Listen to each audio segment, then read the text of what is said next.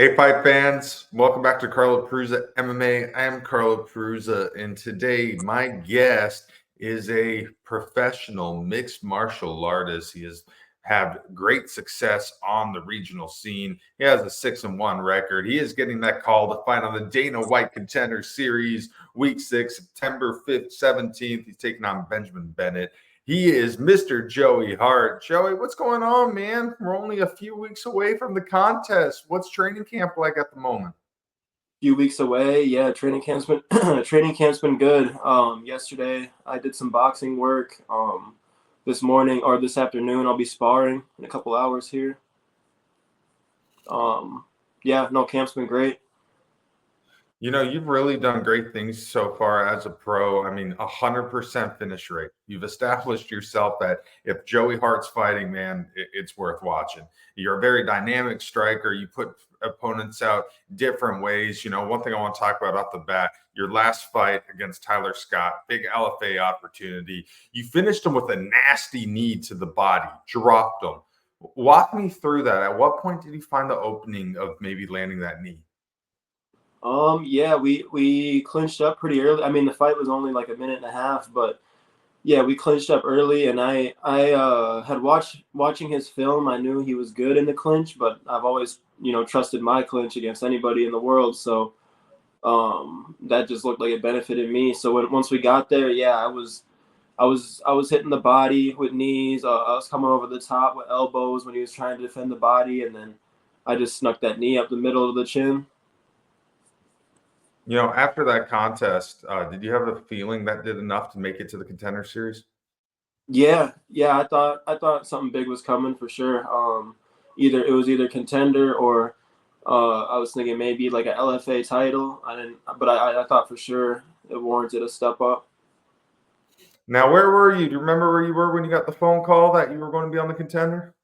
I do. I was right sitting exactly where I am now. I was I think I had just gotten off work. I think it was yeah, I had gotten off work and it was like before heading into kickboxing practice. So that was a good practice. Had a lot of energy. You know, one thing I think is crazy about you is I was listening to some other interviews. When you first got into mixed martial arts, were you having your buddies come over to watch the fights and sparring with them in the backyard? Oh yeah. Not so much. I mean, it was like two separate things. Like we were all fans. We would hang out and watch fights, but we would also, me and my boys we'd buy some gloves, buy a mouthpiece. And yeah, we'd just be out in the grass, barefoot in the grass, boxing, kickboxing, just messing around. You know, at what point did you think, you know, I want to take this seriously? I might have a shot to do this as a profession. I want to invest into a good gym and, you know, do this the right way. Yeah, I think honestly after I think before I even had my debut, like my amateur debut, I I thought I wanted to do it, but I didn't know. And then after my first fight, which was a draw, I just knew. I was like, if I can do it, I will do it, and I felt like I could do it. So I just started grinding, and I wouldn't say I was serious. I was serious, like mentally, like I was giving it my all in the fights, and in that way, and I was trying my best to win. But my training situation wasn't that of a professional fighter. So I had to move cities to where I am now in St. Cloud, move gyms, and really start training how a pro should. You know, mixed martial arts has definitely evolved so much over the years. It's crazy to think about 20 years ago. A lot of people thought this was criminal activity. It was banned all over the place. And now it's really become accepted as a major sport in today's culture. You know, one thing though, sometimes on those some of the amateur promotions, even today, you see maybe some little sketchy stuff. I've heard guys like fighting in bars and barns and outdoors and last minute opponent switches. Do you have anything crazy your amateur career? Different guys showing up, fighting at a bar, anything nuts? Let me think. So fighting outdoors, yeah, I've done that one time, and it was in Kansas City. It was like 90 degrees. It's hot as hell. Um, and that just in general, that one was a shit show. Like my fight, I was the first fight of the night, and it got moved up. I'm trying to think of what it was. It got moved up an hour. Uh, which only gave me like I was supposed to have an hour and a half until I fought, and then basically they're like, hey, you have a half hour, like right then and there. So that kind of it was a weird fight. Um, Other things, no, I mean I've seen some funny things like last minute opponents, or I agree to one opponent, and by the time I fight, it's like the fourth replacement. I think a lot of people watch this sport in this day and age. So many people watch the UFC. So many people watch the PFL. They look at these guys, they see them in the spotlight, and they're like, "Oh, what a glorious life must it be to be a professional mixed martial artist." Little do they know, grinding it out on the regional scene as a professional fighter might be one of the most difficult things you can do on this planet. The money isn't great at first. You're not making Right. dollars fighting the regional scene. A lot of guys have jobs because they have to pay for the training. So they're working this 9 to 5. A lot of guys have kids. They have wives. They have to make all these sacrifices. They have to go to training. They get punched in the face for hours. Yeah. What makes you stay motivated to get through these sacrifices? Like you said, yeah, it's not glamorous. Like I work a full-time job Monday through Friday. But what keeps me motivated is just breaking through to that next level, like getting to the point where I can just fight full time because I love fighting, and I'm like, if that's all I have to worry about, if I just have to wake up and worry about how I can get better that day, and that's it, and that pays my bills as well, then I mean that's the dream. That's that's the most motivation I could get. What do you do for work, if you don't mind sharing? Yeah, I work in a warehouse. It's for an electronic recycling company. Integrated Recycling Technologies is the name. They're actually really cool with like letting me train like on my lunch breaks and going to MMA practice and all that. At first, what were their reactions like when your colleagues found out that you're a professional fighter? So actually the guy who owns it has fought before. Yeah. So I kind of like got in. I got the job through a friend of the gym. So they kind of knew, but yeah, even other people like who I work with, they always think it's cool. A lot of people are like fans of it. They think it's exciting. They want to know, when the next fight is, how they can watch it, and all that. Everyone's pretty supportive. So you're taking on Mr. Benjamin Bennett in the Contender Series. Overall, what do you think of him as an opponent? Benjamin, yeah, he's a great opponent. He's got the same record as me as a pro. We're both 6-1. He's got an even longer amateur career than me, which is pretty rare for me to fight. And yeah, a lot of experience, well-rounded, tough. Not really any glaring weaknesses. When you look at both of your guys' records, one thing pops out: the finishes. Both of you guys get finishes. Obviously, the UFC matches for a reason. They want entertaining fights. Would you be surprised if someone's going to sleep here within the first couple rounds? No, no, not at all. I mean, that's the only way I know how to win. I don't know how to score points and do all that, and especially when I'm in front of Dana and he's giving out a limited number of contracts. It's a no-brainer. I'm putting them out.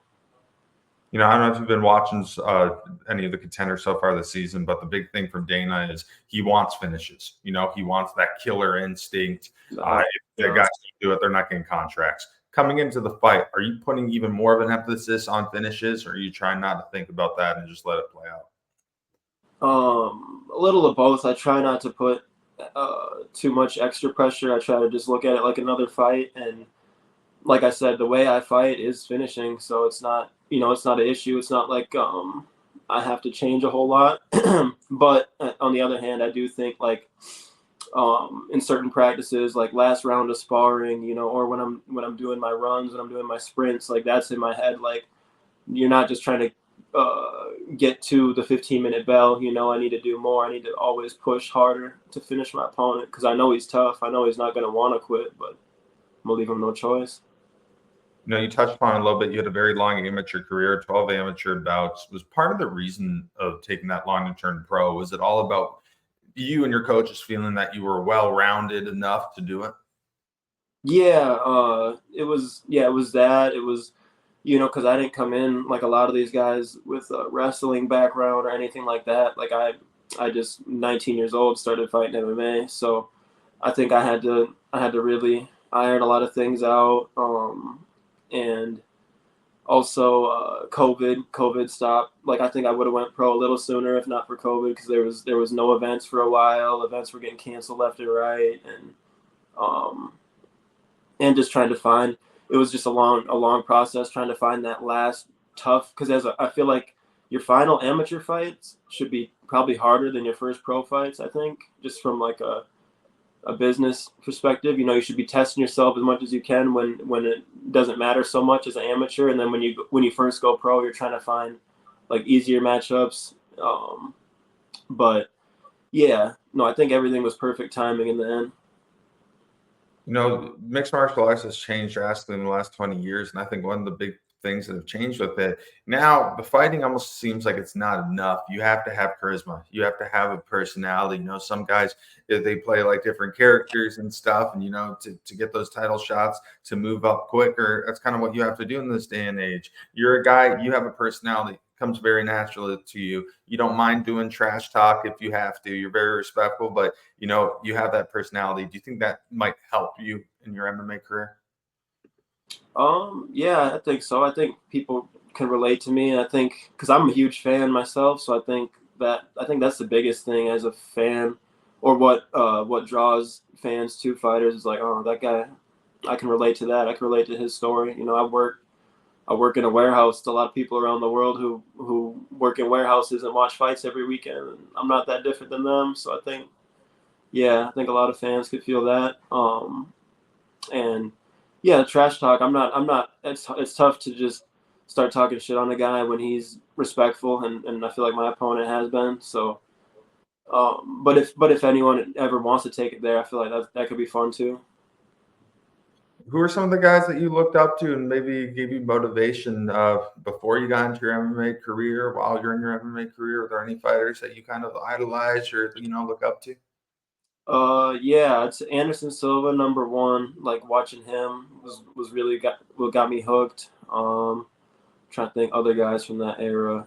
Um, John Jones? John Jones for sure. John Jones.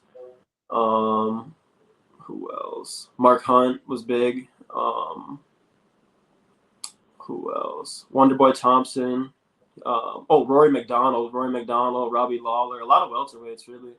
Um, yeah, no, that I think like that 2014, 2015 is when I started really actually watching cards every weekend. Before that, so a lot of older fights I've like had to go back and watch. We talked about the sacrifices. You mentioned you're a big fan of the sport. This is definitely a big goal for you. But what would it mean for Joey Hart to get that contract from Dana White and become a UFC fighter? Oh, I mean the world. I mean it's everything I've been working towards since I started this, and at the same time it'd just be the beginning. I could finally start showing the world like my skill set.